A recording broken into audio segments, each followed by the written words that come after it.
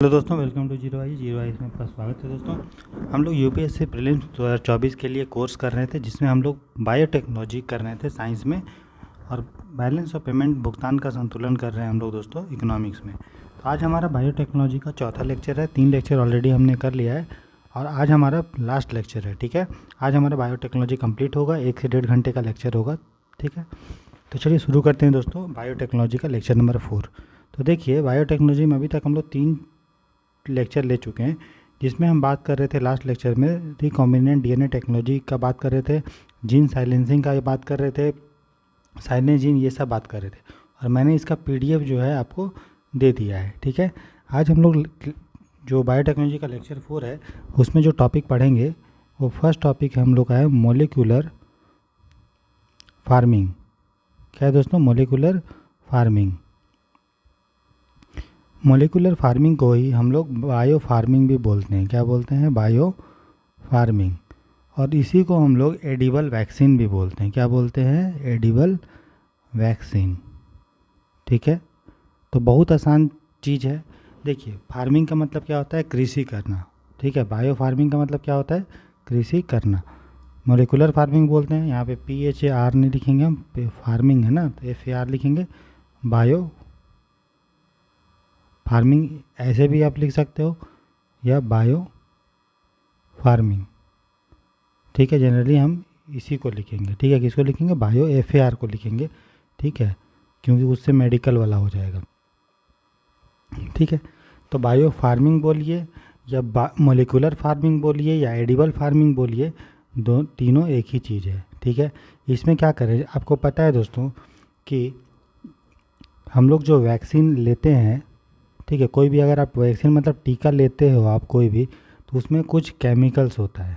क्या होता है दोस्तों? कुछ उसमें रसायन होता है जो आपके बॉडी में जाता है और उससे फिर आपको इम्यूनिटी बढ़ता है और आपको वो वाला बीमारी नहीं होगा। जैसे हम लोग कोविड का वैक्सीन लिए हैं, कोविड का वैक्सीन, ठीक है, उसके कारण क्या हुआ कि आपके बॉडी में इम्यूनिटी डेवलप हो गया। तो फ्यूचर में कोई अगर वायरस अगर आएगा तो आपका बॉडी उससे प्रभावित नहीं होगा, आपका रोग प्रतिरोधक क्षमता बढ़ गया। तो क्यों वैक्सीन आपको मदद करता है? क्योंकि वैक्सीन्स में कुछ केमिकल्स होते हैं। जैसे कुछ केमिकल्स क्या क्या होता है, जैसे कुछ केमिकल्स है, मान लो उसको वो पहला केमिकल है स्फिग्नोलिपिड। ठीक है, ये केमिकल आपको मदद करता है लड़ाई से लड़ने में, रोग प्रतिरोधक क्षमता बढ़ाता है। अगला है ग्लाइको प्रोटीन। ये सब केमिकल जो है दोस्तों, ये मदद करता है आपका वैक्सीन को डेवलप करने में। और वैक्सीन में जब ये सारा केमिकल्स रहता है तो आपका इम्यूनिटी बढ़ता है। लेकिन वैक्सीन का कुछ खामियां भी हैं। वैक्सीन क्या है? नुकसान भी करता है। ठीक है, और वैक्सीन लिमिटेड अमाउंट में है। कोरोना में आपको पता है कि वैक्सीन का कितना सप्लाई हो गया। वैक्सीन महंगा भी होता है, साइड इफ़ेक्ट भी हो सकता है इसका। ठीक है, प्लस वैक्सीन को रखने के लिए टेम्परेचर जो है चाहिए, फ्रिज में रखना पड़ेगा, नहीं तो ख़राब हो जाएगा वैक्सीन। तो हम लोग बायोटेक्नोलॉजी का प्रयोग करके क्यों ना ऐसा करें। देखिए, वैक्सीन में क्या होता होगा, कुछ केमिकल्स होता होगा। तो अगर मान लो कोई प्लांट है, क्या है दोस्तों? कोई प्लांट है, तो प्लांट में अगर हम कोई जीन डाल दें, कोई जीन डाल दें, तो मैंने पहले पढ़ाया था आपको कि जीन जो होता है वो DNA होता है एक तरह का, जो आनुवांशिकता हेरिडिटी में मदद करता है। ठीक है, मैंने पढ़ाया था ना कि जो जीन होता है वो आनुवांशिकता में मदद करता है, DNA। फिर DNA से बनता था बहुत सारा DNA, मैंने बताया था मेनी DNA। और बहुत सारा DNA से फिर RNA हम लोग बनाते हैं। फिर RNA से हम लोग बनाते हैं mRNA, messenger RNA, transfer RNA, tRNA और राइबोजोनल RNA, ये बनाते हैं। फिर ये RNA से बनता है हमारा प्रोटीन, न्यू बेबी बनता है। ठीक है, तो जब जीन से या DNA, एक DNA से बहुत DNA बनता था, तो इसको हम लोग बोलते थे दोस्तों रेप्लिकेशन। क्या बोलते थे? रेप्लिकेशन, या इसको बोलते थे डुप्लीकेशन। ठीक है, जब बहुत सारा DNA से RNA बनता था तो इसको हम लोग बोलते थे क्या? ट्रांसक्रिप्शन। क्या बोलते थे? ट्रांसक्रिप्शन। ठीक है, और जब RNA से mRNA, tRNA, rRNA बनता है था तो इसको बोलते थे पोस्ट ट्रांसक्रिप्शन। क्या बोलते थे? Post transcription. और फिर जब mRNA, tRNA, rRNA से एक प्रोटीन बनता था, जो नया बच्चा का जन्म होता था, तो उसको हम लोग बोलते थे ट्रांसलेशन। क्या बोलते थे दोस्तों? ट्रांसलेशन। ठीक है, तो आप देख रहे हैं कि अगर हम किसी प्लांट में कोई जीन डाल देंगे तो यही जीन जो है एक प्रोटीन में कन्वर्ट होगा और वो उसका विशेषता लेके आ जाएगा जो जीन का हम लोग प्लांट में डाल रहे हैं। तो मान लो, मैंने पहले भी आपको पढ़ाया किस तरह से हम लोग जीन को हम लोग मॉडिफाई करते हैं रिकम्बिनेंट डीएनए टेक्नोलॉजी के द्वारा। तो वो वाला जीन हमने मान लीजिए प्लांट में डाल दिया और उस जीन के पास प्रॉपर्टी है कि वो जो है ये वाला अगर केमिकल्स प्लांट में डाल देगा तो प्लांट से जो भी फूल होगा या जो भी इसका पत्ती होगा या जो भी इसका फल होगा तो हम खाएंगे तो ये वाला, तो फूल पत्ती फल में ये वाला केमिकल चला जाएगा और हम इस फूल पत्ती फल को खाएंगे तो हमारे बॉडी में चला जाएगा। तो ये जो हम कर रहे हैं जिसमें एक प्लांट में कुछ केमिकल हम लोग डाल रहे हैं, कैसे जीन के मदद से जीन उसका चेंज करके, तो उस जीन के पास प्रॉपर्टी है कि कुछ प्रोटीन्स जैसे कुछ केमिकल्स, कुछ प्रोटीन जैसे स्फिग्नोलिपिड, ग्लाइकोप्रोटीन वो प्लांट में डाल देगा और प्लांट का जो फूल पत्ती फल होगा वो उस प्रोटीन को लिए हुए होगा, उस केमिकल्स को लिए होगा। इससे क्या होगा, ये जो फूल पत्ती फल है पहले इसमें बस न्यूट्रिशन होता था, लेकिन अब ये फूल पत्ती फल है या ये जो प्लांट है उसका अब मेडिसिनल वैल्यू हो गया।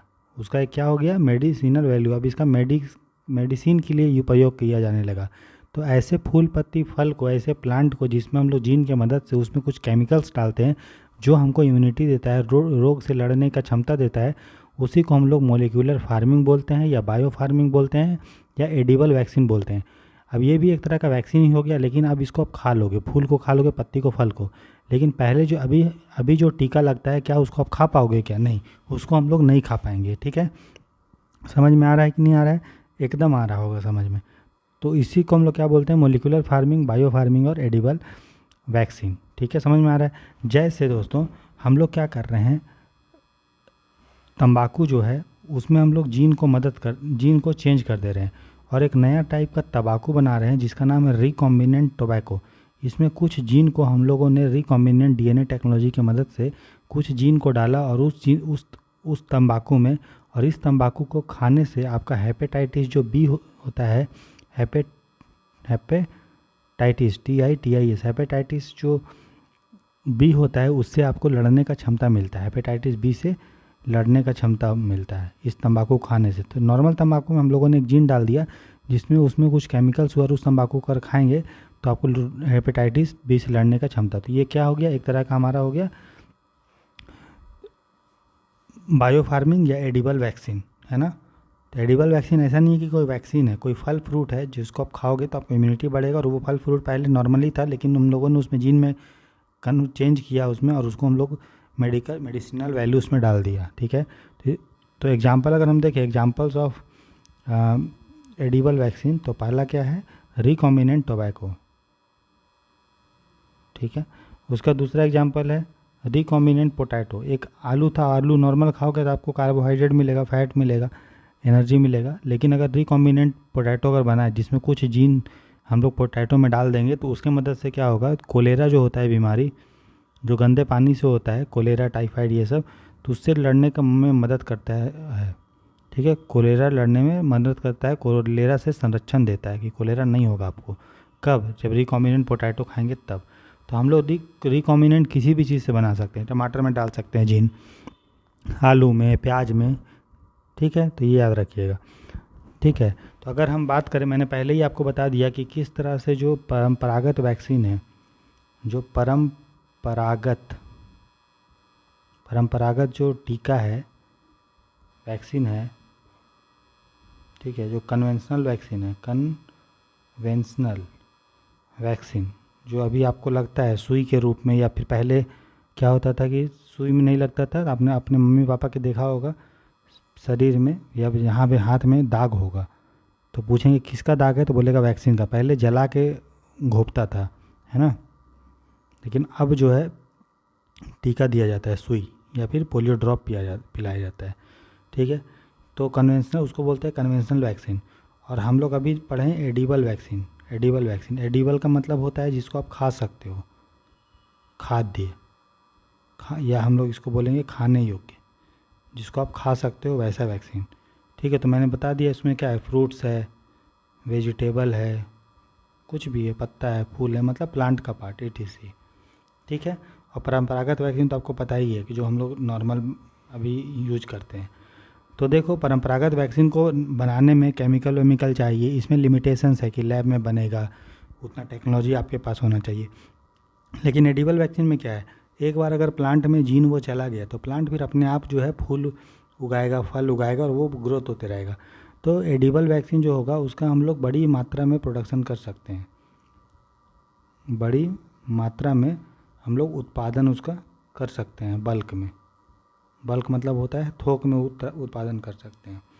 प्लस एडिबल वैक्सीन जो होता है वो सस्ता होगा, क्योंकि आप देख रहे हो कि बस प्लांट में जीन डालना है बस, और उसको ग्रोथ अपने आप होते रहेगा, तो ये चीप होता है। लेकिन वही हम लोग अगर लैब में बनाते हैं तो साइंटिस्टों को सैलरी कटेगा, मशीन का खर्चा है, रेफ्रिजरेटर का खर्चा है, ये सब। क्योंकि ये प्लांट का अपना है, इसीलिए साइड इफ़ेक्ट कम होता है, लो साइड इफ़ेक्ट। साइड इफ़ेक्ट क्या होगा, कम। ठीक है। अगला है कि इसको जो है फ्रीज करने का ज़रूरत, फ्रीज में करने का ज़रूरत नहीं है।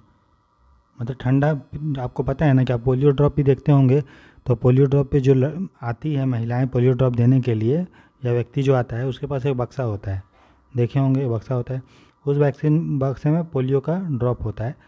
तो आप देखोगे वहाँ पे उसमें बर्फ़ रखा होता है, और बर्फ़ में ये वैक्सीन को रखती है, नहीं तो क्या होगा, पोलियो का वैक्सीन ख़राब हो जाएगा। ठीक है, इसीलिए इसको जो भी वैक्सीन है, कन्वेंशनल वैक्सीन है, परंपरागत वैक्सीन है, उसको हम लोग फ्रिज में रखने की ज़रूरत पड़ता है। लेकिन एडिबल वैक्सीन को हम लोग को फ्रिज में रखने का ज़रूरत नहीं है। ठीक है, समझ रहे हो। तो ये इसका जस्ट उल्टा क्या होगा, हमारा कन्वेंशनल वैक्सीन, जो बड़ी मात्रा में आप नहीं कर सकते हो, सस्ता जो है वो नहीं है, साइड इफ़ेक्ट बहुत ज़्यादा है, फ्रिज में रखने का ज़रूरत है, तो इसका जस्ट अपोजिट होगा। ठीक है, इसका उल्टा। ठीक है, समझ गए, अपोजिट। ठीक है, तो ये हमारा एडिबल वैक्सीन कंप्लीट हो गया, बायो फार्मिंग कंप्लीट हो गया। ठीक है, अब हम लोग नेक्स्ट टॉपिक जो पढ़ेंगे बायोटेक्नोलॉजी में, ठीक है, उसका नाम है डीएनए फिंगर प्रिंटिंग। ठीक है, आपने देखा होगा कि कोई व्यक्ति है, किसी का मर्डर कर दिया, खून का धब्बा से हम लोग उसको पकड़ लेते हैं, या किसी का रेप हो गया बच्ची का, तो फिर आरोपी को हम लोग पकड़ लेते हैं, उसके बाल से, बाल अगर टूट के उसका गिरा हुआ है, क्योंकि रेप हुआ होगा तो छीना झपटी हुआ होगा, ठीक है, हाथापाई हुआ होगा, तो उसके कारण हो सकता है कि उसका एक फाइट मारी होगी लड़की, ठीक है, तो उसका खून निकला होगा, या उसका बाल पकड़ के खींची होगी तो बाल टूट के गिरा होगा, कुछ भी हो सकता है। तो डीएनए फिंगर प्रिंटिंग में हम लोग क्या करते हैं कि आपको पता है कि डीएनए किस में होता है, सेल में होता है। क्या सभी सेल में होता है डीएनए? नहीं, सभी सेल में डीएनए, जैसे आरबीसी है, आरबीसी में डीएनए नहीं होता है। एक मिनट रुकिए। ठीक है, तो डीएनए किस में होता है, सेल में होता है। हम बोलेंगे अगर डीएनए किस में होता है, आपको पता है कि डीएनए जो होता है वो होता है न्यूक्लियस में। किस में होता है? न्यूक्लियस के अंदर होता है डीएनए। और न्यूक्लियस किसके अंदर होता है दोस्तों? सेल के अंदर। तो मतलब जिस भी सेल में न्यूक्लियस होगा उसमें अंदर डीएनए होगा। तो न्यूक्लियस नहीं होता है कहाँ कहाँ? आरबीसी में न्यूक्लियस नहीं होता है, और ना ही जो प्लेटलेट्स है जिसके कारण खून में थक्का जमता है उसमें भी न्यूक्लियस नहीं होता है। तो अगर इन दोनों में न्यूक्लियस नहीं है, न्यूक्लियस अगर इसमें नहीं है तो बताइए इसमें डीएनए होगा क्या? नहीं। ठीक है, इसीलिए आरबीसी प्लेटलेट्स में डीएनए नहीं होता है। ठीक है, समझ गए? तो अब देखो, डीएनए फिंगरप्रिंटिंग मतलब क्या होता है? जिस तरह से हम लोग फिंगर से किसी के आदमी का, व्यक्ति का पहचान बताया जा सकता है, इस आधार में भी हम लोग क्या दिए? फिंगर। फिंगर देते हो तो आपको देखते हो पूरा डिटेल आ जाता है। मोबाइल में भी अगर आप फिंगर से खोलते हैं तो पूरा डिटेल उसको पता चलता है। तो उसी तरह से अगर हम डीएनए किसी का स्टडी कर लें तो हम पता चल जाएगा कि फलाना आदमी कौन है। क्योंकि आपको पता है कि जो आदमी होता है दोस्तों, उसमें 100% 100 अगर डीएनए है तो हर व्यक्ति का 99.99% डीएनए सेम होता है।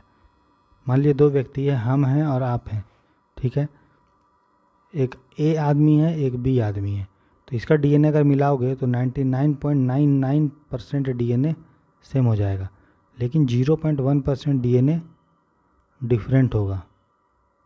ठीक है, तो डीएनए का अगर बात करेंगे तो एक व्यक्ति में 99.99% जो डीएनए होता है, ठीक है, वो क्या होता है, सेम होता है, लेकिन 0.1% जो डीएनए होता है दोस्तों, वो क्या होता है, अलग होता है। और यही जो 0.1% जो डीएनए होता है, 0.1% जो डीएनए होता है अलग से, उसी डीएनए के कारण उस व्यक्ति का अलग हाइट रहेगा, अलग लंबाई रहता है, अलग शरीर रहता है, गोरा रहता है, कोई सांवला रहता है, ये सारा, कोई वाइट रहेगा। वैसे इंडिया में सभी लोग क्या हैं, ब्लैक हैं।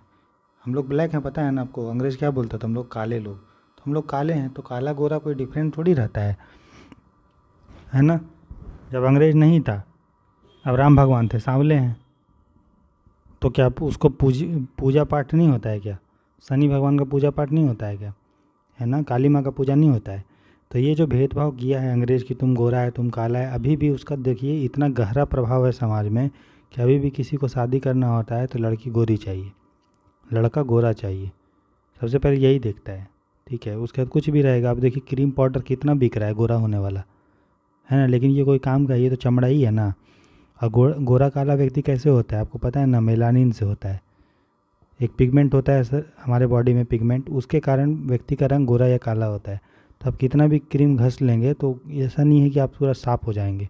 ठीक है, और साफ़ क्यों होना है, आप जो नॉर्मल आपका कलर है वो रहिए, नहीं तो फेयर एंड लवली जो है, जो अब नाम उसका चेंज कर दिया हुआ है, क्या पता क्या नाम रखा है, वाइट एंड लवली की पता नहीं क्या। तो अगर उसको अब एक चींटी है जो ब्लैक कलर की है, तो उसको दे दो ना, तो वो काली हो जाए, ये काली चींटी वाइट होनी चाहिए, होगा क्या, नहीं। हाथी के चमड़ा के ऊपर आप लगाते रहो तो हाथी सादा हो जाएगा, नहीं। उसका बॉडी में यार मेलानिन अगर है तो क्या है, तो है, नेचुरल है, भगवान ने बनाया है। ठीक है, इसीलिए काला गोरा से उतना ज़्यादा टेंशन नहीं लेना चाहिए। जो सांवला है ठीक है, थोड़ा डार्क कलर का है ठीक है, गोरा है ठीक है, ना किसी को कोई घमंड होना चाहिए, ना किसी को कोई अपना नॉर्मल वो रहना चाहिए, अरे यार मतलब हीन भावना होना चाहिए। ठीक है, बात समझ में आया। चलो ये तो हो गया फिलोसफिकल ज्ञान। तो देखो डीएनए जो होता है दोस्तों, वो 99.99% डीएनए व्यक्ति में सेम होता है, हर व्यक्ति में। ठीक है, जो डीएनए डिफरेंट होता है वो मात्र होता है 0.1%, और यही 0.1% जो डीएनए डिफरेंट होता है उसी के कारण हर व्यक्ति अलग अलग होता है, चाहे हाइट में, कलर में, आँख का कलर में, तो ये सारा चीज़। जैसे ऐश्वर्या राय का जो आँख है वो है स्काई ब्लू कलर का, नीला। तो मेरा डीएनए और ऐश्वर्या राय का डीएनए अगर मिलाओगे आप तो 99.99% डीएनए सेम होगा। आप मिलाएंगे ऐश्वर्या राय से अपना डीएनए को तो 99.99% जो डीएनए सेम होगा, मात्र जो 0.1% डीएनए अलग होगा, उसी कारण हर व्यक्ति अलग अलग होता है। तो साइंटिस्ट जो होता है जैसे, तो स्टडी करते हैं बस ये 0.1% डीएनए का, जिसके कारण व्यक्ति अलग होता है। जब हम फिंगरप्रिंटिंग की बात करते हैं तो क्योंकि मैक्सिमम डीएनए तो आपका सेम हो जाएगा हर व्यक्ति का, तो ये 0.9% डीएनए की मदद से ही हम लोग व्यक्ति का पहचान करते हैं, उसी को हम लोग बोलते हैं डीएनए फिंगरप्रिंटिंग। तो पहली बार डीएनए फिंगरप्रिंटिंग जो किए थे वो किए थे इंग्लैंड के एक व्यक्ति ने, जिनका नाम था अलेक जैफरी। तो अलेक जैफरी ने पहली बार डीएनए फिंगरप्रिंटिंग किया, फर्स्ट टाइम। ठीक है, तो डीएनए फिंगरप्रिंटिंग कैसे करते हैं, तो सबसे पहले अगर हम देखें कि प्रोसेस क्या है डीएनए फिंगरप्रिंटिंग करने का, तो सबसे पहले कि जिसका भी हमें फिंगरप्रिंटिंग करना है, ठीक है, उसके हम लोग डीएनए को आइसोलेट करते हैं। डीएनए फिंगरप्रिंटिंग का मतलब ये हुआ कि हम लोग किसी के डीएनए की मदद से किसी भी चीज़ को जानना कि वो व्यक्ति कौन है। जिस तरह फिंगरप्रिंटिंग की मदद से क्या होता है, हम फिंगर के प्रिंट से हम जान जाते हैं कि वो व्यक्ति कौन है, उसी तरह डीएनए फिंगरप्रिंटिंग से क्या होगा, डीएनए की मदद से जान जाओ कि वो व्यक्ति कौन है। तो सबसे पहले इसका पहला प्रोसेस है कि डीएनए को अलग करो, आप डीएनए आइसोलेट करो, डीएनए को अलग करो। ठीक है, जैसे कहीं भी आपको कोई सैंपल मिला, खून मिला, बाल मिला, तो बाल क्या है, एक हेयर, एक सेल है, सेल में डीएनए होगा, तो उसका हम लोग डीएनए को आइसोलेट करो। कर लिया आपने आइसोलेट, अलग कैसे आइसोलेट करेंगे, मैंने पहले ही बताया कि हम लोग डीएनए को काटने का तरीका क्या है, रिडक्टेंस एंजाइम, है ना, रिडक्शन एंजाइम, है ना, जो पहले पढ़े थे कल। तो रिडक्टेंस एंजाइम या रिडक्शन एंजाइम से हम लोग अलग करते हैं डीएनए को। तो डीएनए आइसोलेट हो गया। उसके बाद जब वो डीएनए आइसोलेट हो गया तो उसको हम छोटे छोटे पीस में काटते हैं। तो दूसरा जो स्टेप है वो है कटिंग एंड सॉर्टिंग।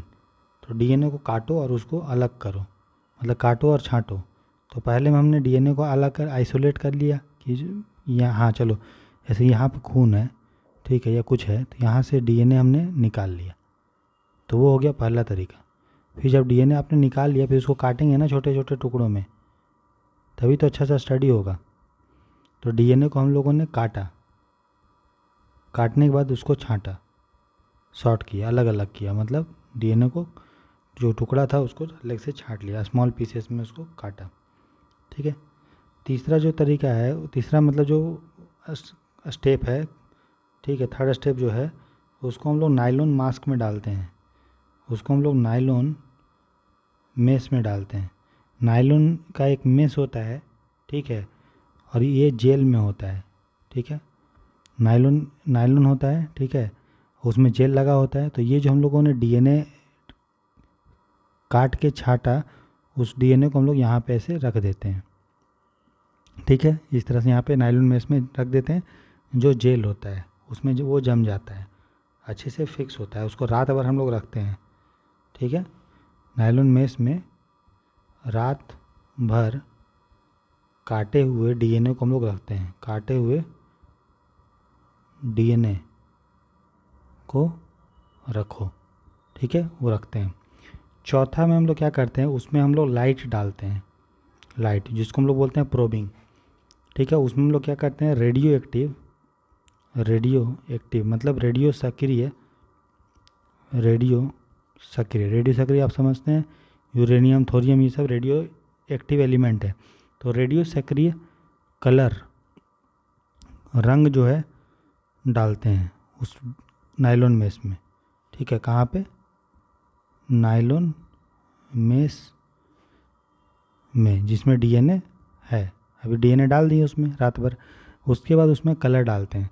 तो उसके बाद क्या होता है दोस्तों, इस प्रक्रिया को, चौथा स्टेप को हम लोग ऑटो रेडियोग्राफी भी बोलते हैं। क्या बोलते हैं, ऑटो रेडियोग्राफी भी बोलते हैं इस प्रक्रिया को, प्रॉबिंग को, ठीक है। पांचवा में हम लोग क्या करते हैं, पांचवें स्टेप में हम लोग फिर उसका अलग अलग कलर, जब डीएनए में लाइट पड़ता है उस नायलॉन मेस में जिसमें डीएनए है, तो अलग अलग लाइट का पैटर्न पता चल जाता है, ऐसे ऐसे लाइट का कुछ पैटर्न इस तरह से पता चल जाता है, ठीक है। अब हम लोग को डीएनए उस व्यक्ति का मिल गया। अब हम क्या करेंगे कि व्यक्ति का डीएनए मिल गया, अब जिस, यहाँ से मान लीजिए यहाँ पे मर्डर हो गया, यहाँ पे हमको खून का डब्बा मिला, तो इस खून के डब्बे से या जो भी मिला बाल के सैंपल से हम लोगों ने ये सारा प्रोसेस किया, उसके डीएनए को आइसोलेट किया, काटा छाटा, नायलॉन में रखा, उस पर उसमें कलर डाले तो एक पैटर्न मिला होगा कलर का, ठीक है। और उसके बाद जो व्यक्ति पे हमें संदेह है, ठीक है, उस व्यक्ति का हम लोग डीएनए लिए और फिर हम लोगों ने इसके ऊपर रखा और मैच किया कि अगर डीएनए मैच कर जाएगा तो पता चल जाएगा कि ये जो हम लोग डीएनए है वो इसी व्यक्ति का, और ये गुनहगार जो है वो यही व्यक्ति है, ठीक है। तो इस तरह से हम लोग डीएनए जो है फिंगरप्रिंटिंग करते हैं, ठीक है।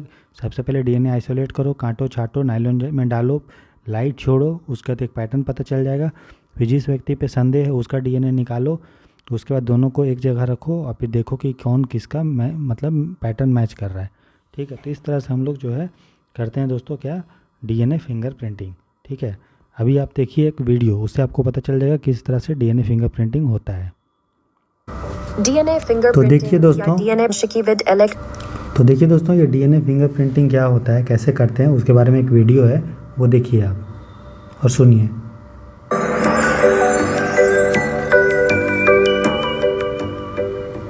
डीएनए फिंगरप्रिंटिंग या डीएनए प्रोफाइलिंग क्या है? लीसेस्टर यूनिवर्सिटी के आनुवंशिकीविद एलेक जेफरीस ने एक तकनीक विकसित की।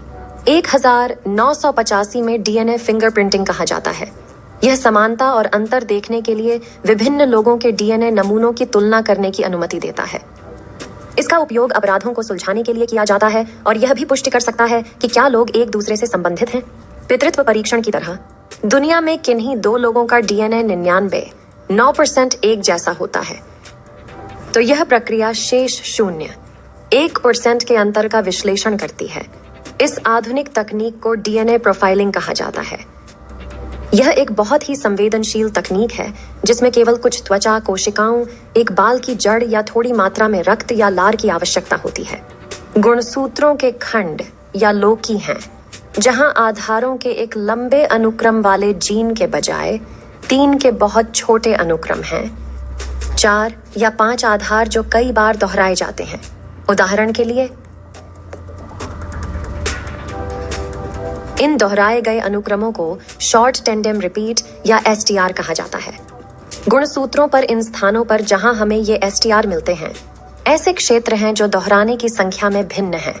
डीएनए प्रोफाइलिंग केवल इन एसटीआर को देखती है। एक सेल का नमूना एकत्र किया जाता है। यह एक अपराध स्थल पर कुछ खून या किसी के गाल के अंदर से एक सूजन उदाहरण के लिए हो सकता है। इसके बाद नमूने से डीएनए निकाला जाता है। पॉलीमरेज चेन रिएक्शन या पीसीआर का उपयोग करके इस डीएनए की कई प्रतियां बनाई जा सकती हैं। डीएनए को अलग अलग आकार के टुकड़ों में काटने के लिए रेस्ट्रिक्शन एंडोन्यूक्लियस नामक विशेष एंजाइम का उपयोग किया जाता है। फिर डीएनए के नमूनों को जेल वैद्युत कण संचलन की प्रक्रिया के लिए एगरोज नामक एक विशेष जेल में कुओं में डाल दिया जाता है, जो डीएनए के टुकड़ों को आकार से अलग करता है। फिर पैटर्न को दक्षिणी सोख्ता में एक नायलॉन शीट में स्थानांतरित कर दिया जाता है और अंत में विभिन्न लोगों के डीएनए नमूनों द्वारा निर्मित रेखाओं की तुलना की जाती है। तो चलिए कुछ रहस्यों को सुलझाने के लिए डीएनए प्रोफाइल का उपयोग करते हैं। चोरी में एक सामान चोरी हो गया। चोर के पीछे खून की एक बूंद छूट गई। 4 संदिग्धों से डीएनए के नमूने लिए गए और अपराध स्थल पर छोड़े गए नमूने की तुलना की गई। कौन सा आरोपी दोषी है? यहाँ एक सुराग है। उस एक की तलाश करें जो अपराध स्थल से सबसे अधिक मिलती जुलती। तो देखिए दोस्तों, यहाँ पे क्या आपको दिख रहा है? देखिए यहाँ पे एक अपराध में धब्बा मिला है, ब्लड, ठीक है। तो उसका हम लोगों ने डीएनए फिंगरप्रिंटिंग से निकाला, ठीक है। डीएनए फिंगरप्रिंटिंग से हम लोगों ने उसका डीएनए निकाला, ठीक है, इस तरह से। तो उसका डीएनए का पैटर्न दिखा हमारा इस तरह से, ठीक है। अब हम लोग को 4 व्यक्ति पे डाउट है। ये पहला व्यक्ति है, ये दूसरा है, ये तीसरा है, ये चौथा है, ठीक। अब उनका हम लोगों ने डीएनए निकाला। अब हम लोग क्या करेंगे, इस डीएनए से बाकी लोगों का डीएनए मैच करेंगे। तो अगर हम इसका डीएनए मैच करेंगे तो देखिए ये यहाँ पे है तो ये भी यहाँ है, ये यहाँ है तो ये भी यहाँ है, ये यहाँ है तो ये यहाँ है, ये यहाँ है, ये यहाँ, ये तो बीच में आ गया ये। लेकिन ये वाला डीएनए यहाँ इसका छूटा हुआ है, नहीं है, और ये वाला डीएनए इसमें नहीं है, तो मतलब ये व्यक्ति नहीं हो सकता है, ठीक है। अब हम क्या करेंगे, बाकी व्यक्ति से इसका मैच करते हैं। तो ये व्यक्ति तो नहीं है, ठीक। अब हम इसको मैच करेंगे तो देखिए ये यहाँ है तो ये इधर है। अब देखिए यहाँ पे ये है तो देखिए यहाँ पे इसका 2 है, लेकिन पैटर्न क्या हो गया, ऊपर हो गया। देखिए फिर से समझो, तो ये तो नहीं है। अब इसका देखिए ये यहाँ पे है तो एकदम एक लाइन में, ये इधर है, लेकिन देखिए यहाँ पे कोई नहीं है, ठीक है। ये तो है, ये इधर आ गया, मान लो कोई। कलर मत देखो, कलर अलग हो सकता है।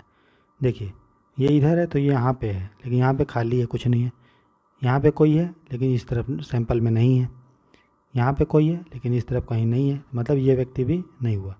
तो पहला सस्पेक्ट और दूसरा सस्पेक्ट नहीं हुआ। अब इसका मैच करो, ये यहाँ है तो एकदम सीधा में एक देखिए ये इधर है एकदम सेम सीधा में, ये इधर है सेम सीधा में, ये इधर है एकदम सेम लाइन में, ये है सेम लाइन में, ये है सेम लाइन में, ये है सेम लाइन में, ये है सेम लाइन में, ये ठीक है। और एक यहाँ है और एक सेम लाइन में नीचे है, आपको दिख रहा होगा यहाँ पे, यहाँ भी ये कुछ है, देखिए है ना, यहाँ भी कुछ है। तो मतलब ये हमारा सस्पेक्ट है और यही हमारा कौन है, दोषी, ठीक है। और बाकी देखिए ये इधर है तो सेम लाइन में एक आया, ये इधर है सेम लाइन में, ये इधर है लेकिन यहाँ पे खाली है, तो ये भी नहीं होगा। तो सस्पेक्ट कौन हुआ, हमारा तीसरा, ठीक है। निर्णय लेने के बाद अब ये वीडियो देखिए। संदिग्ध 3 दोषी हैं। क्या आप देख सकते हैं कि संदिग्ध 3 और अपराध स्थल में बैंड का पैटर्न कैसे मेल खाता है? इनका डीएनए एक ही है। आइए एक और प्रयास करें। एक विस्फोट में एक सैनिक मारा गया है और उसके डॉग टैग खो गए हैं जो उसकी पहचान करते हैं। उनकी यूनिट से 3 जवान लापता हैं। इसलिए सेना माता पिता के 3 सेठों से डीएनए नमूने के लिए पूछती है ताकि वे इसकी तुलना सैनिक के डीएनए से कर सकें और इसलिए एक पहचान बना सकें। याद रखें, सैनिक प्रत्येक माता पिता के साथ अपने डीएनए का केवल आधा हिस्सा साझा करेगा। तो सैनिक किस माता पिता का बेटा है? निर्णय लेने के बाद वीडियो को रोकें। माता पिता और डी, जैसा तो कि आप देखिए देख दोस्तों, यहाँ सकते पे पूछा हैं, गया उन्होंने है माता पिता डी से पहला बैंड और माता पिता कि एक सोल्जर है, ठीक है, जिसकी मृत्यु हो गई। 1 मिनट रुकिए, मैं आपको ये लिख के बता देता हूँ। देखो, एक सोल्जर है जिसकी मृत्यु हो गई है, ठीक है। थोड़ा सा इसको बैक करते हैं ताकि और आपको अच्छे से दिखे।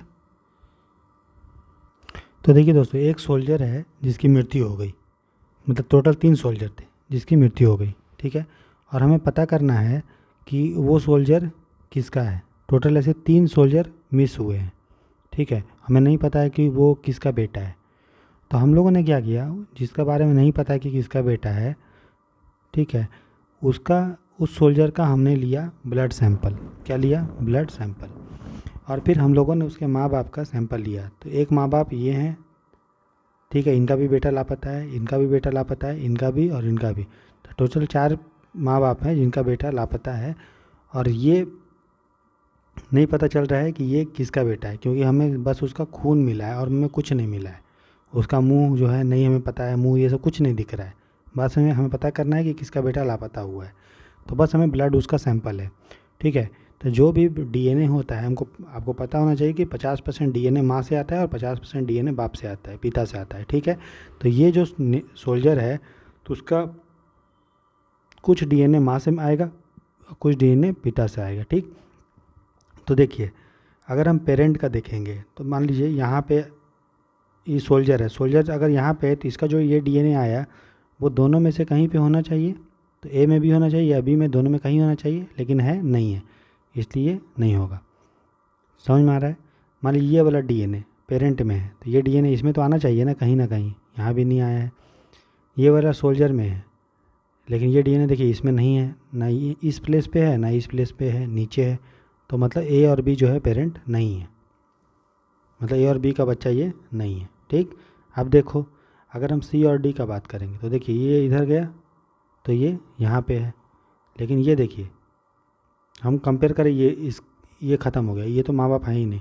तो अब देखो, अब डायरेक्ट सी और डी को, तो ये इधर है तो ये देखिए यहाँ पे गया, ये सीधा एक लाइन यहाँ है। तो देखिए एक लाइन एकदम मिल रहा है सी से या डी, दोनों से किसी से एक से मिल रहा है, क्योंकि एक माँ होगा एक बाप होगा।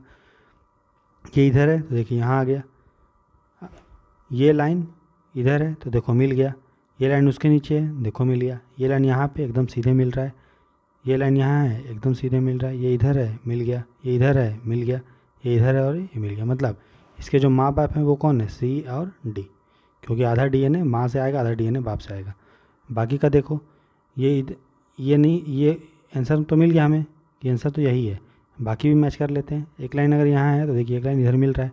अब देखो एफ का डीएनए इधर है, लेकिन एफ का डीएनए बच्चे में नहीं है, तो ये हमारा गया। ये भी इसलिए हमारा ई और एफ भी जो है नहीं है। अब इसका चेक करते हैं तो देखो एक यहाँ है, देखो मिल रहा है, ठीक है। देखिए लेकिन जी में यहाँ है तो देखिए बच्चे में वो नहीं आ रहा, यहाँ खाली है। तो मैं क्या बता रहा हूँ कि डीएनए फिंगरप्रिंटिंग से हम लोग बता सकते हैं कि ये बेटा किसका है ना। हम लोग चोर वोर को पकड़ सकते हैं। और याद क्या रखना है कि जब भी डीएनए फिंगरप्रिंटिंग करेंगे कोई भी व्यक्ति का, तो आपका भी डीएनए जो है 50% माँ से आया होगा, 50% बाप से आया होगा, मतलब पिता से आया होगा। समझ में आ गया? तो यहाँ जो चोर है, मतलब यहाँ जो सैनिक है, वो किसका बच्चा, उसका माँ पिता कौन है? सी है और डी है। कौन है? सी एंड डी, ठीक है। तो अब वो आप वीडियो देखो।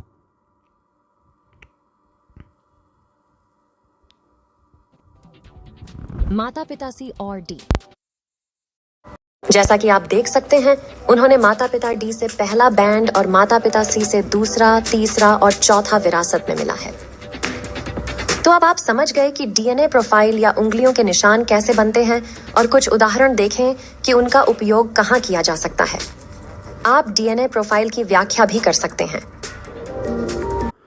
तो समझ गए दोस्तों, डीएनए फिंगरप्रिंटिंग वीडियो भी मैंने दिखा दिया। तो हमने क्या किया था, जो भी सैंपल था उसको काट वाट दिया, नायलॉन में रखा और उसको हम लोग एक बनाते हैं एक पैटर्न। तो वो जो पैटर्न हम लोग बनाते हैं तो उसको हम लोग बोलते हैं ब्लोटिंग करना। क्या बोलते हैं? ब्लोटिंग। ब्लोटिंग मतलब सोखना। जो हमने डीएनए बनाया, डीएनए जो हमको मिला उसको मैच कर रहे हैं। कैसे मैच कर रहे हैं? उसके लिए कहीं पे उसको सुखाएंगे, सूखेंगे ना नायलॉन पे। तो नायलॉन पे सोखने के लिए जो टेक्निक यूज करते हैं उसको हम लोग बोलते हैं ब्लोटिंग, हिंदी में बोलते हैं सोखना। तो हम लोग 3 टाइप का ब्लोटिंग यूज करते हैं, डिपेंड करता है कि किस लिए कर रहे हैं। एक को बोलते हैं साउदर्न ब्लोटिंग, एक को बोलते हैं नॉर्दर्न ब्लोटिंग, ठीक है, उत्तरी ब्लोटिंग, दक्षिणी ब्लोटिंग, और एक होता है वेस्टर्न ब्लोटिंग, ठीक है, पश्चिमी ब्लोटिंग। याद रखिएगा ईस्टर्न ब्लोटिंग नहीं होता है, ठीक है। तो जब भी हमें डीएनए का प्रोफाइलिंग करना है, डीएनए को हम लोग को सीक्वेंस बनाना है, तो उसके लिए हम लोग यूज करेंगे सदर्न ब्लोटिंग। तो अभी हम लोग जो डीएनए का कर रहे हैं, तो यहाँ पे जो हम लोग किए हैं ब्लोटिंग, वो कौन सा किए हैं? Southern blotting. तो डीएनए फिंगरप्रिंटिंग में कौन सा ब्लोटिंग यूज करते हैं? DNA Southern blotting. Northern blotting से हम जो है आरएनए का पता करते हैं, आरएनए का सीक्वेंस क्या है किसी भी व्यक्ति में। और वेस्टर्न ब्लोटिंग से हम पता करते हैं प्रोटीन का सीक्वेंस के बारे में, ठीक है। तो याद रखिएगा। याद कैसे रखिएगा? देखिए नॉर्दर्न में आर है ना, तो ये देखिए आरएनए में भी आर है, तो याद आपको हो जाएगा कि साउथ में और नॉर्थ में किस में आरएनए होता है।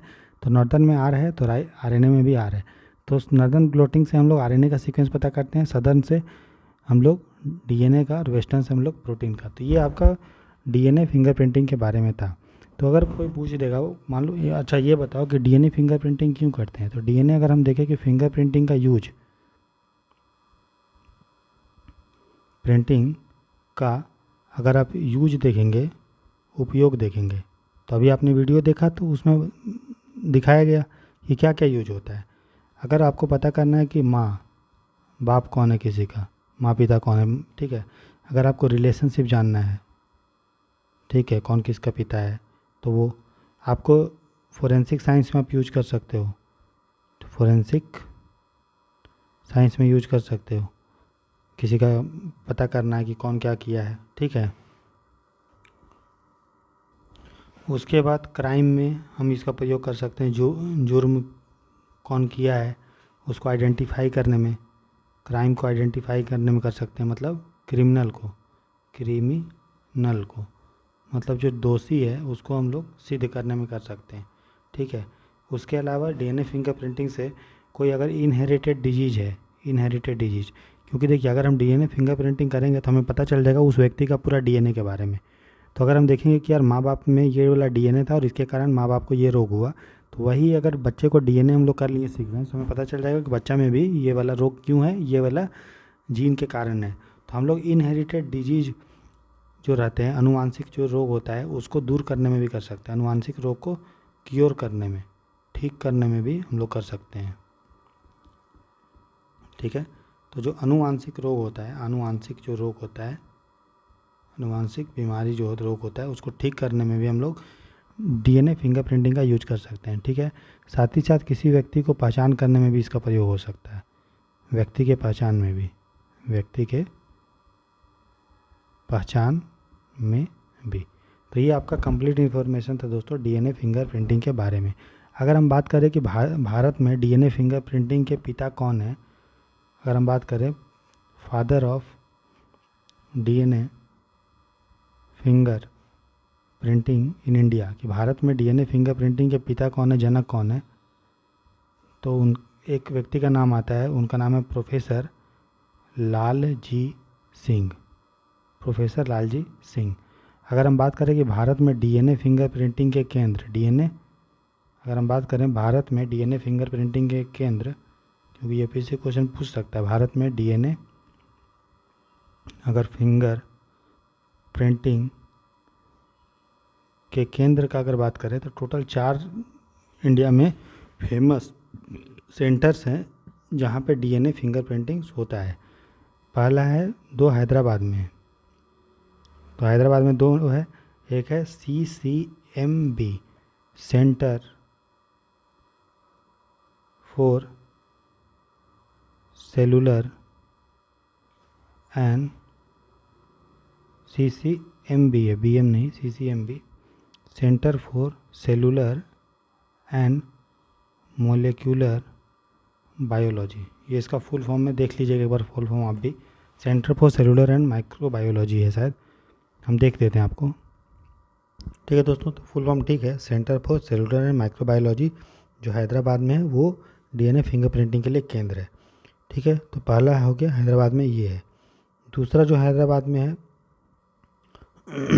ठीक है, यहाँ पे तो हैदराबाद में दो है, एक है आपका CCMB और दूसरा है सेंटर फॉर DNA फिंगरप्रिंटिंग,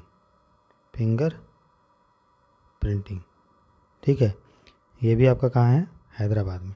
तो दो हैदराबाद में हो गया, और दिल्ली में है दो।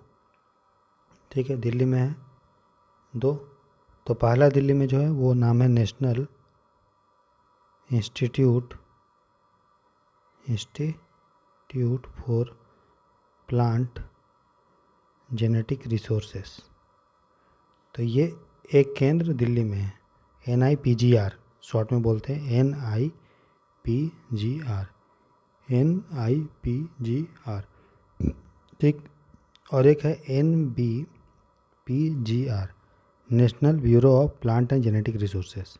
तो याद रखिए, प्लांट अगर कहीं रहेगा तो दिल्ली, और अगर DNA या सेलुलर माइक्रोबायोलॉजी होगा तो हैदराबाद, मोटा मोटी याद कर लो। तो ये 4 केंद्र है दिल्ली में, मतलब 2 दिल्ली में और 2 मतलब हैदराबाद में, टोटल 4 केंद्र है भारत में। ठीक है, तो इस तरह से जो हमारा DNA फिंगरप्रिंटिंग क्या होता है, कैसे करते हैं, क्यों करते हैं, ठीक है, उसके बारे में हम लोगों ने डिटेल पढ़ लिया, कहाँ कहाँ इसका केंद्र है। अगला जो टॉपिक है हमारा, उसका नाम है जंक DNA। Junk DNA।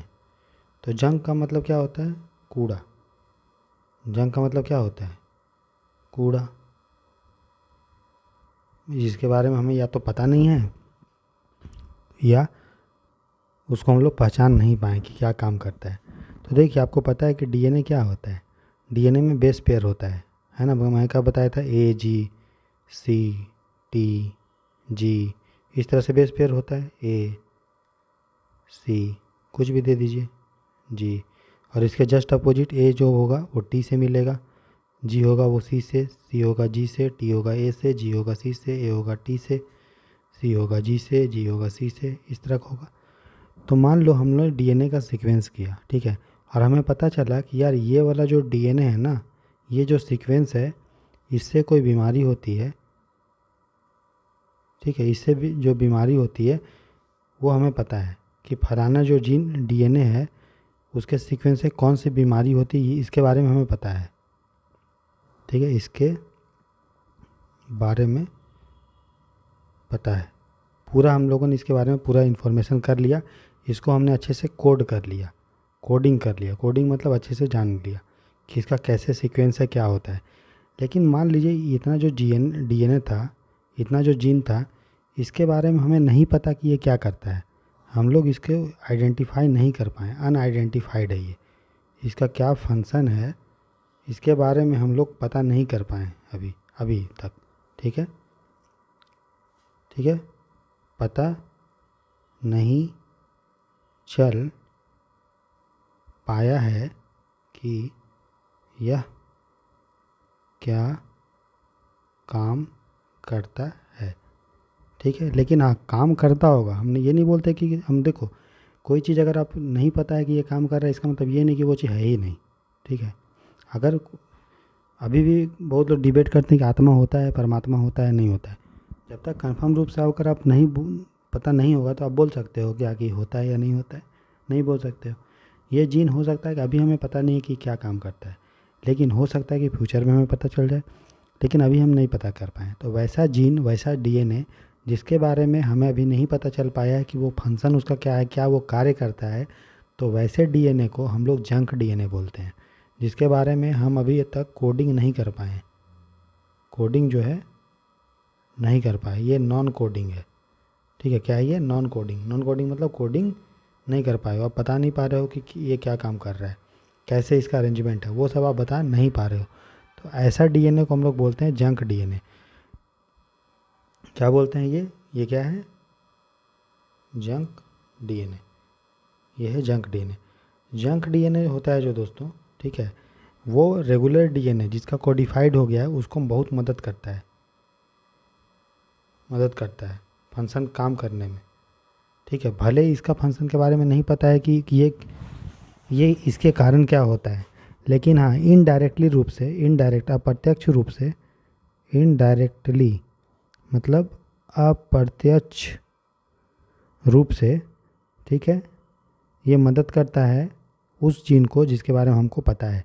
तो ऐसा डीएनए जिसके बारे में हमें पता तो नहीं है क्या काम करता है, लेकिन इनडायरेक्टली वो मदद करता है बाकी डीएनए को जिसके बारे में हमें पता है उसको काम करने में, तो वैसे डीएनए को हम लोग क्या बोलते हैं? Junk DNA. ये आप याद रखिएगा, ठीक है, समझ गए। चलिए आगे जो हम नेक्स्ट टॉपिक पढ़ेंगे बायोटेक्नोलॉजी में, ठीक है, उसका नाम है डीएनए बार कोडिंग। क्या नाम है दोस्तों? डीएनए बार कोडिंग, ठीक है, अगला हमारा टॉपिक है। बार कोड तो सबको पता होगा। जब भी आप कोई सामान खरीदते हो, ठीक है, फ्लिपकार्ट बोल रहा हूँ, मतलब ऑनलाइन में, मतलब जाके मॉल में, तब देखेंगे उसके पीछे बार कोड लगा होता है ऐसे। तो आप जब पेमेंट करने जाते हैं तो फिर दुकान वाला अपना एक मशीन होता है उसके पास, बार कोड रीडर, वो रीड करता है और दिखा जाता है उसके कंप्यूटर स्क्रीन पे कि इसका ये मैन्युफैक्चरिंग है, ठीक है, कि कितना इसका प्राइस है, क्या है, कैसे है। तो थोड़ा सा चीज़ ही था जिसके मदद से पूरा आपने उस व्यक्ति के बारे में, उस वस्तु के बारे में पूरा जान लिया। तो जिस तरह से सामान का बार कोड होता है जिसके मदद से उस व्यक्ति का हम पूरा उस वस्तु के बारे में जान जाते हैं, उसी तरह से कुछ डीएनए ऐसा होगा, ठीक है, जो उस व्यक्ति के बारे में कंप्लीट बता देगा कि वो क्या है, वो व्यक्ति कौन है। तो वैसे डीएनए को हम लोग बोलते हैं डीएनए बार कोडिंग। हम डीएनए का क्या कर रहे हैं? बार कोड कर रहे हैं। जिस तरह सामान का बार कोड करते हैं, सामान के बारे में पता चल जाता है, उस तरह डीएनए का भी बार कोड करेंगे तो डीएनए के बारे में पता चल जाएगा, ठीक है। तो डीएनए बार कोडिंग से कोई भी व्यक्ति को, कोई भी जंतु, चाहे वो प्लांट हो या एनिमल हो, उसको बताने में काम आता है कि वो किसका है, काम आता है। तो हम बोल सकते हैं कि डीएनए बार कोडिंग कोई भी ऑर्गेनिज्म को स्पेसिफाई करता है। इट स्पेसिफाई एन ऑर्गेनिज्म, कि वो क्या है, ठीक है, क्योंकि डीएनए बार कोड में उसका ऐसा डीएनए है, ऐसा जीन है जो उसके बारे में पूरा बता देता है। तो मान लीजिए पूरा डीएनए है, तो डीएनए का ये वाला पार्ट से ही हमें पता चल जाएगा वो व्यक्ति क्या है, ठीक है, समझ रहे हो। तो डीएनए बार कोड जो होता है वो शॉर्ट सीक्वेंस होता है डीएनए का, शॉर्ट सीक्वेंस ऑफ डीएनए, उसी को डीएनए बार कोड बोलते हैं। तो ये डीएनए का छोटा सीक्वेंस होता है। सीक्वेंस मतलब किस तरह से बेस पेयर, जो बेस है ATCG, किस तरह से अरेंजमेंट है, जो ऊपर में हम लोग देखें ना, ये जो सीक्वेंस, इसी को सीक्वेंस बोलते हैं, ठीक है, समझ रहे हो। तो उसी का सबसे छोटा रूप को, शॉर्ट जो चीज़ है उसको हम लोग क्या बोलते हैं? डीएनए बार कोड, ठीक है। जिस तरह से आपको देखो, मान लीजिए पूरा सैंपल दिया हुआ है, ठीक है, और यहाँ पे इसका बार कोड है, इसका बार कोड कुछ और है, बहुत सारा चीज़ है। यहाँ पे कोई और एनिमल है, यहाँ पे कोई और है, यहाँ पे कोई और है, ठीक है, समझ रहे हो ना। यहाँ पे कुछ और है, अरे यहाँ पे कुछ और है, ठीक है, यहाँ पे कुछ और है। तो आप बता दोगे ना कि यार ये वाला ये कुछ और है, ये कुछ और है, ये कुछ और है, ये कुछ और है। तो डीएनए बारकोड से, जिस तरह से अगर आपके पास बहुत सारा सामान है और उसमें से अगर आपको छांटना है, तो आप स्कैनर अगर डालोगे, बारकोड रीड करोगे, तो पता चल जाएगा यार ये क्या है, ये क्या है। तो उसी तरह से डीएनए बारकोड से जो अननोन सैंपल होता है, जिसके बारे में जानकारी नहीं है, तो अननोन सैंपल में से सैंपल को पहचानने का काम आता है। ये अननोन सैंपल को पहचानने का काम, मान लिया किसी भी जगह कोई चीज़ गिरा हुआ है, उसका हम लोग डीएनए निकालें, फिर हम पता कर लिए ना डीएनए फिंगरप्रिंटिंग से। तो डीएनए फिंगरप्रिंटिंग क्या होता है? एक मेथड है जिसके द्वारा हम किसी चीज़ को जान जाते हैं। तो उसी का जब हम बारकोड बना देते हैं तो उसी को डीएनए बारकोड बोलते हैं। बात समझ में आए? ठीक है, ठीक है दोस्तों, तो आप समझ गए डीएनए बारकोड क्या होता है। ठीक है, अभी क्या है, मेरी तबीयत थोड़ा अच्छी नहीं लग रही अभी थोड़ा, इसलिए इस लेक्चर को यहीं पे मैं एंड कर रहा हूँ। ठीक है, एक लेक्चर और आएगा 15-20 मिनट का, उसमें बायोटेक्नोलॉजी को हम लोग ख़त्म कर लेंगे। ठीक है, तब तक के लिए सॉरी, अपना ख्याल रखिए। और इस जो लेक्चर में अभी है उसको मैं अभी अपलोड कर ले रहा हूँ। एक लेक्चर और आएगा 15-20 मिनट का, अभी ज़्यादा चीज़ बचा नहीं है, बस एक बचा है, इन्वायरमेंट डीएनए क्या होता है, जिसे यूपीएससी ने क्वेश्चन भी पूछा है, इन्वायरमेंटल डीएनए। ठीक है, जिसको यूपीएससी ने पूछा था एरियल, आप चेक कीजिएगा 2022 या 23 का क्वेश्चन होगा ये, एरियल मेटा जीनोमिक्स क्या होता है उसके बारे में पूछा था। तो ये टॉपिक ये हमारा बचा हुआ है, जिसको इन्वायरमेंटल डीएनए भी बोलते हैं, शॉर्ट में ईडीएनए बोलते हैं। ठीक है, अगला टॉपिक बचा हुआ है जेनेटिक मार्कर क्या होता है, इससे भी यूपीएससी ने क्वेश्चन पूछा है। यूपीएससी ने क्वेश्चन पूछा था माइक्रो सैटेलाइट क्या होता है उससे। ठीक है, तो बहुत लोग सोचे थे सैटेलाइट होता है, तो जेनेटिक मार्कर या माइक्रो सैटेलाइट क्या होता है उससे यूपीएससी ने क्वेश्चन पूछा था। और हमारा टॉपिक बचा हुआ है human genome project, human genome project के बारे में। तो ये 3-4 टॉपिक है जिसके बारे में हमें बचा हुआ है। ठीक है, तो एक और आएगा लेक्चर 20-25-30 मिनट का, उसके बाद हम लोग बायोटेक ख़त्म हो जाएगा। उसके बाद बायोटेक में जो करंट अफेयर्स है, ठीक है, जैसे 3 पेरेंट बेबी है, ठीक है, प्रो न्यूक्लियर ट्रांसफ़र टेक्नोलॉजी है, तो वो सब हम करंट अफेयर में कर लेंगे। ठीक है, तो हम लोग जो मंडे है दोस्तों, मंडे सोमवार से हम लोग बायोटेक्नोलॉजी, हम लोग साइंस एंड टेक में स्टार्ट करेंगे, एनर्जी ऊर्जा के बारे में पढ़ेंगे। ठीक है, यूपीएससी से क्वेश्चन पूछता है हर साल 1-2 question, micro fuel cell, microbial cell, hydrogen fuel, ये सब के बारे में पूछता है। ठीक है, तो उसके बारे में हम लोग पढ़ेंगे, न्यूक्लियर फ्यूल के बारे में कैसे जनरेट करते हैं, क्या करते हैं। तो हम लोग ये पढ़ेंगे साइंस टेक को मंडे से एनर्जी में। और जो ये वाला हमारा टॉपिक है बायोटेक का, ठीक है, वो आज रात में ही इसका पार्ट एक और आएगा, वो ख़त्म हो जाएगा। तब तक के लिए मैं ये वाला पार्ट आपको अपलोड कर दे रहा हूँ, आप उसको देखिए। ठीक है, तब तक अपना ख्याल रखिए, God bless you, take care, bye bye.